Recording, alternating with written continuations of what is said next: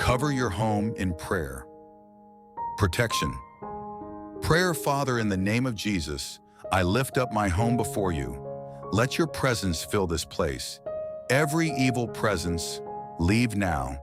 Every negative force, go now.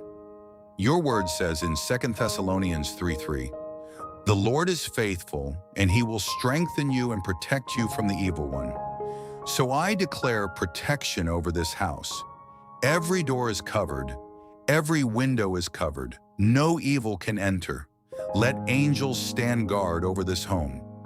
This house belongs to God. Peace lives here.